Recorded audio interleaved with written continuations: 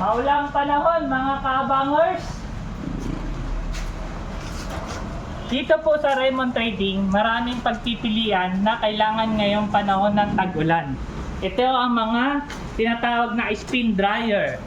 Yan, check natin isa-isa. Spin dryer, Top Mama and Vision brand. Meron din tayong twin tub washing machine.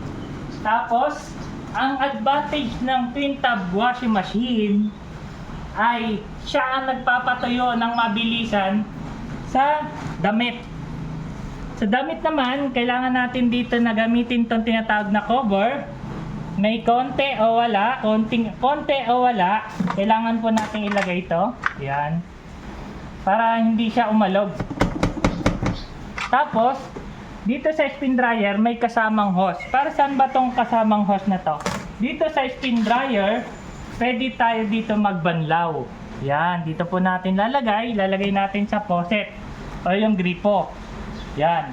Itong dinedemo natin ay Top Mama 6.8 kg. Yan. Tapos, dito sa spin dryer, iiwasan mo lang dito na ma-overload.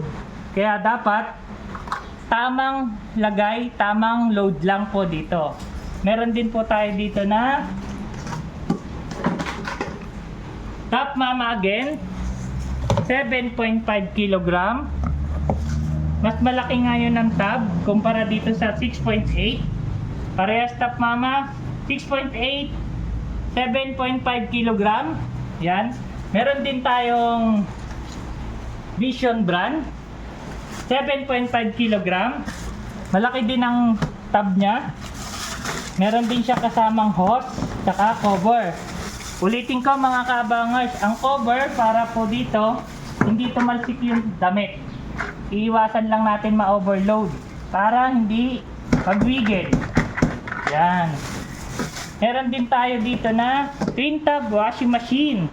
Sa twin tub washing machine, Vision brand, may iba pa rin brand.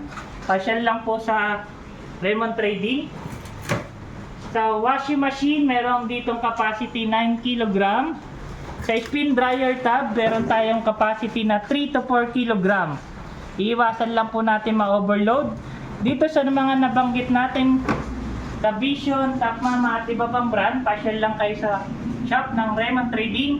Yan, Vision brand at iba-ibang klase. Yan. Dito, pwede mo rin siyang mag-Skyro. Skyro, ibig sabihin, pwede siyang magulugan. Pwede po ba magulugan, boss? Yes po, pwede. One valid ID lang po. Yan. Kita niyo naman, dito sa Raymond Trading, sigurado, matibay, at maasahan. Maraming salamat mga kaabangers.